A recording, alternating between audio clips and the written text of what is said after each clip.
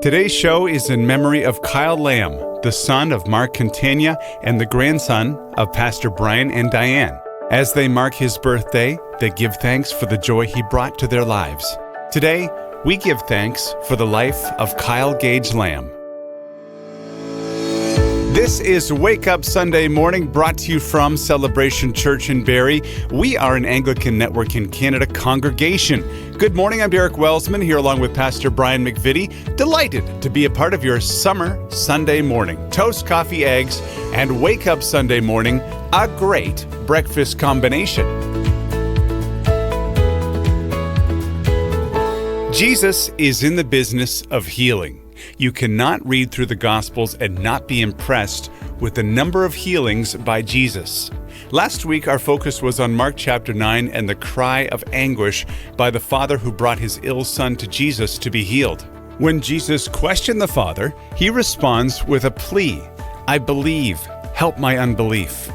Based on comments by you, our listener, our focus on healing obviously struck a nerve. And the truth is, there are many of us who need healing prayer. So today we are going to continue this focus on healing.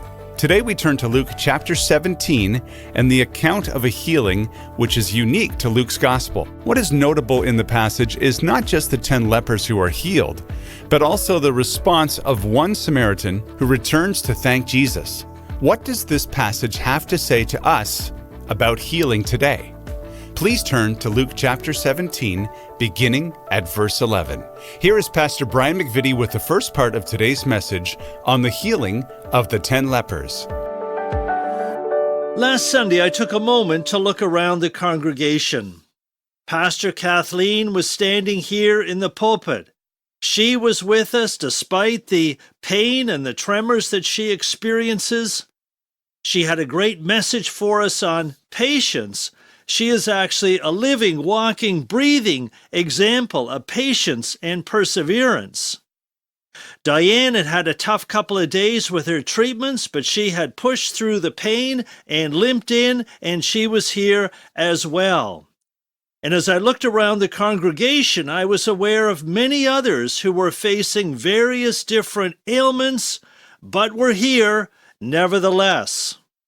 And while I was most aware of the physical challenges that you were coping with, yet as I reflected, there were others who were dealing with issues as well, family issues, anxiety issues, but who had persevered and were gathered together for worship.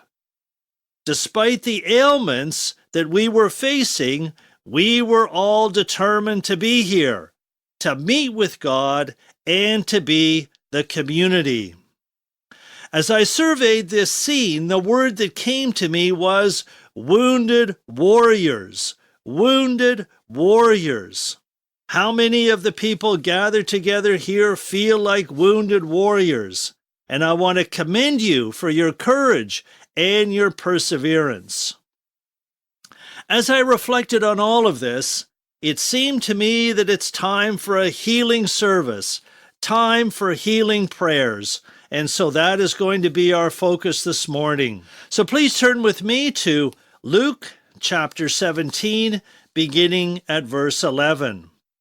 This is the passage in Luke's gospel, and it's unique to Luke's gospel, where a group of 10 lepers call out to Jesus. He speaks to them in response and tells them to go to the priest who will certify their healing. And it is while they're on the way to the priest that these 10 lepers are healed. But that is not the account. As amazing as this is, that 10 people are healed of leprosy, we're then told that one of them, a Samaritan, turns around, returns to Jesus, and exclaims loudly how thankful he is. He falls at Jesus' feet in appreciation. In verse 17 of this passage, Jesus asks him, "Were not 10 cleansed? Where are the other 9? And the account ends with Jesus in verse 19 saying to this one leper who returns to him to give thanks, Jesus says to him, "Rise and go your way, your faith has made you well." Well, let's look at 3 key points from this chapter, from Luke chapter 17, the healing of these 10 lepers. 3 points. Point number 1, Jesus enters their pain. So this passage opens with Jesus on his way to Jerusalem. Outside of a village, we have these 10 lepers. They shout out to Jesus, asking if he would have mercy upon them.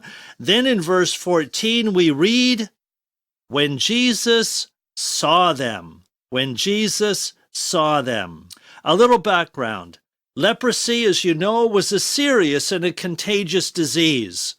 Those who had it had to leave their homes, their families, their towns, and this is why we find in this passage these 10 lepers outside of town huddled together.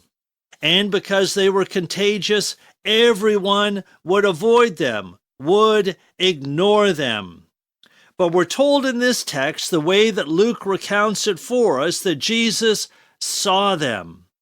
Now, I may be reading too much into this, but I want to suggest to you that Jesus really saw them, really saw who they were and the pitiful condition that they were in. Oftentimes in his healing miracles, we see that Jesus really enters into the world, into the pain of the individual. A few weeks ago in our sermon on the Gospel of Mark in chapter 1, verse 41, there's the healing of a leper there as well. And in that instance, we're told that Jesus touched him. Now, this was going beyond all the protocols of the time for Jesus to touch the leper. Jesus really reaches out and connects with this individual in need. Now, in terms of healing, our topic for today, there's a key lesson for us here, even before any miracle has taken place.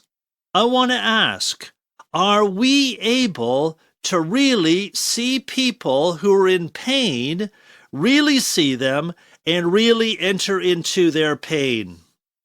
Those of you who have gone through an illness will tell us that it's bad enough facing the physical ailments of an illness, but to compound that with loneliness or isolation makes it almost unbearable.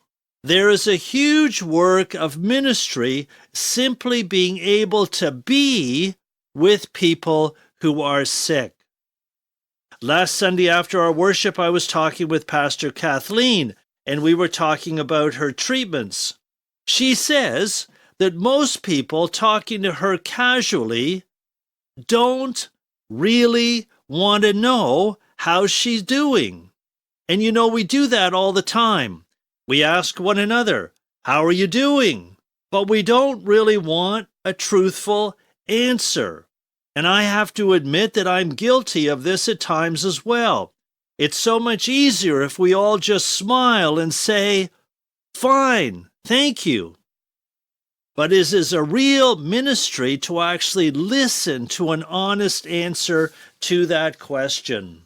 For those who are sick, a phone call could mean a big deal. They're not alone. Somebody has thought to phone them, breaks up the day. And a visit can mean even more. That means that someone would actually come to see them and to be with them. And this was certainly our experience while Diane was going through her cancer treatments. In my Canada Day message, I gave you a thumbnail sketch of Jean Vanier. And Jean Vanier talks about the difference between cure and care. He says that generally we are very keen about a cure, that we're very keen on CT scans and MRI scans and surgery and so forth, all these medical procedures. But how are we in exercising care when there is no cure? Or if the cure is going to be sometime in the future? Are we able to enter into the pain of a situation and just be with a person to support them through a difficult time?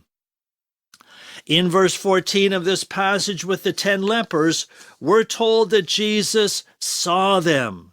He really saw them and had compassion for them. Before he does anything, Jesus really sees who they are. Point number 2, pursuing our own healing. Pursuing our own healing. One of the unique aspects of this passage, the healing of the 10 lepers, is that Jesus doesn't heal them at the instant, but instead he tells them to go, show yourself to the priest, and then the text says, and as they went, they were cleansed. That's in verse 14. They had to take action. Jesus was inviting them to be a participant in their own healing.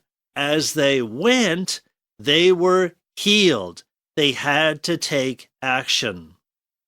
So the question that I want to pose to you is, are we prepared to take action to advance our own healing? Now, we may not be doctors ourselves and not able to do our own diagnosis and certainly not able to do our own surgery, but we can still be participants in our own healing. Let me give you a few examples. Participants active in our own healing. One of the things that we learned through Diane's treatments is that there is great advantage to remaining strong spiritually. Diane added to her regular devotions various scripture declarations regarding healing, and every day she would declare those and pray those. And certainly the two of us and our families were even more fervent in our prayers during her treatments. All of this helps to bolster peace and hopefulness in our hearts. All of this aids in our own healing. In a similar way, this spring, when I was visiting Frank in the hospital, the doctors were having some difficulty diagnosing his condition. So instead of just being in hospital for a few days, he continued in hospital 1 week, 2 weeks, 3 weeks. All of that time searching for a diagnosis, and all of that can definitely raise anxiety. But Frank had his Bible and his daily devotional guide. He continued firm in the faith, and that was able to give him peace even in the midst of what would have been a very anxious situation. When I visited Frank in the hospital and I would ask him what Bible passage we could read together prior to our prayers, he would pull out his Bible and his daily devotional guide, and we picked up from where he had left off earlier that morning. So this is all something we can do ourselves. How we can take action ourselves is to remain strong spiritually, so hopefulness and peace are well established in our hearts. You're listening to Wake Up Sunday Morning from Celebration Church. Pastor Brian bringing us the first part of today's message called The Healing of the 10 Lepers. This morning at Celebration Church, noted Canadian musician Will Walker will be leading our music worship and will be speaking on behalf of Compassion Canada. If you have not heard of Will Walker, here is his song, Keep Holding On. Do you feel like there's nobody here and you're crying? They're asking the questions you're feeling inside. Do you know why you were created? Your mind says you can, but your heart isn't there, and you feel like the pain and the cycle never ends. Do you know why you were created? One breath you declare his name, his light shines and the darkness fades. He says you're mine and you belong to me.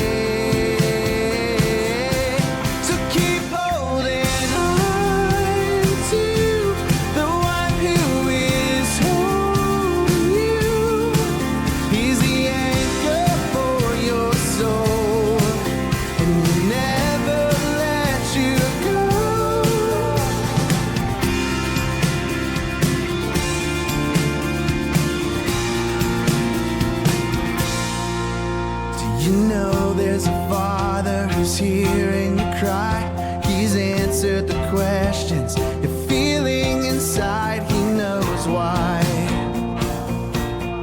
you were created.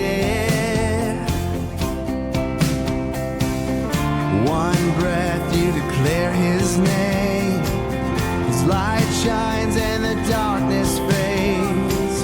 He says you're mine and you belong to me. So keep holding on to the one who is holding you. He's the anchor for your soul, and he never let you go. Keep holding on to the one who gave it all for you. When you're broken and bleeding inside, he's the anchor in your life. When the world around you's crashing into pieces, don't lose hope, for our God is holding your hand. Keep holding on to the one who is holding you. So keep holding on to the one who is holding you. He's the anchor for your soul. He'll never let you go. Keep holding on.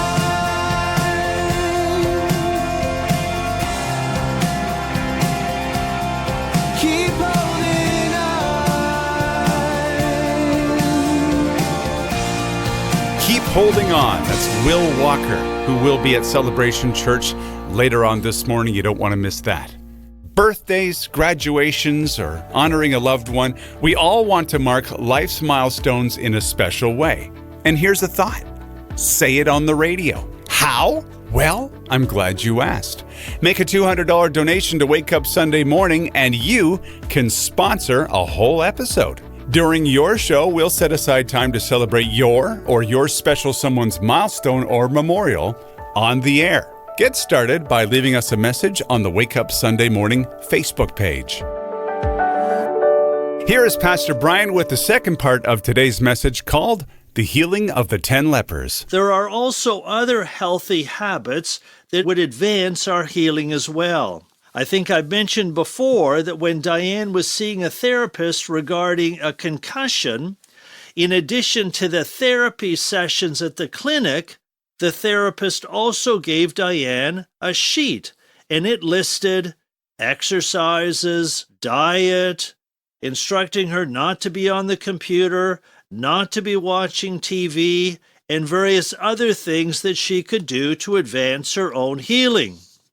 And the therapist was so surprised that Diane actually did these things. The therapist said that while people come for physio at the clinic, only a few of her patients actually follow through with any of her recommendations as to what else they could do at home to foster their own healing. This was definitely a surprise for us. I recently read a profile about the assistant coach of the Humboldt Broncos hockey team. You'll remember a year and a half there was that terrible bus accident, and most of the members of the Humboldt Broncos hockey team were killed. This profile was on the assistant coach, Chris Beaudry. He was driving his own car that day, and he came upon the accident about 15 minutes after the collision. He was there at the scene of the accident trying to, I could hardly believe this, assess what had happened, assist any of the survivors. He was also the one the coroner called to come to the morgue to identify all of the bodies. He says in this profile, looking back on this, how helpless and awful he felt. Quote, standing in the morgue, sounds of bones being set, skin being sewn, and zipping of body bags. He goes on to say, those sounds haunted me for months. In this profile, Chris says that he had struggled with addictions in the past. He says about himself, "A lot of our life patterns are created when we are young. I got addicted to the feelings of rage when I was young. When you totally freak out, your body sends out a bunch of endorphins to calm you down. And then when I started to drink, it gave me the same feeling. And from there, I went on to painkillers." After the crash and the trauma of everything, and what Chris went through, he could feel himself sliding back towards those addictive patterns and habits. But to help him cope with the trauma that he suffered, to bring some emotional healing, he and his sister, plus a counselor, started a group that they call Rise Together. It's designed for sharing and healing and is based on the 12 steps of AA. But instead of focusing on the 12 steps of AA, they focus on the 6 steps of grief. He says that this was a positive step that he could take to bring healing out of this terrible tragedy that he had witnessed. So whether it's spiritual habits or other healthy habits, what are the steps that we can take to advance our own healing? Are we pursuing our own healing? These 10 lepers in Luke chapter 17 took action, not knowing whether they would be healed or not, but they were prepared to act. They were pursuing their own healing. Point number 3, there is more. The ending of this account that Luke is giving to us about these 10 lepers is both unique and a little bit puzzling. Jesus tells us that all 10 of the lepers head towards the priest. As they're going their way, they are healed. So all 10 have done exactly what Jesus told them to do. Total obedience. And yet, when the one leper comes back to thank Jesus, Jesus asks him, "Where are the other 9? Was no one found to return and give praise to God except this foreigner?" And then Jesus says to this one leper, the Samaritan who comes back to him to thank him, he says, "Rise and go your way.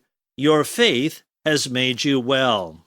So we see here that thankfulness and gratitude are important to Jesus. Our lasting impression is not so much that 10 were healed of leprosy, which is amazing, and that's certainly important, but our lasting impression and takeaway is about the one who was so enthusiastically grateful and thankful. Thankfulness is important to Jesus. Also, as we reflect on this passage and the ending of this passage, Jesus is saying that there is so much more for those who desire it. Look at this. 10 were physically healed from leprosy, but 1 was totally transformed. All of them were healed. This is wonderful. But for those who wanted it, and in this instance only one person, there was so much more that was available. Salvation has come to him. A deeper healing has come to him. He's the one who's received a greater blessing. The others had a physical healing. This one who comes back to Jesus, he has a total transformation. As I reflected on this one individual who came back to thank Jesus, it struck me how unlikely. He was the Samaritan, an unlikely place, this no man's land outside of town, and an unlikely result of thankfulness and praise. Let me read to you a letter that I recently received from an unlikely person and an unlikely source doing unlikely things.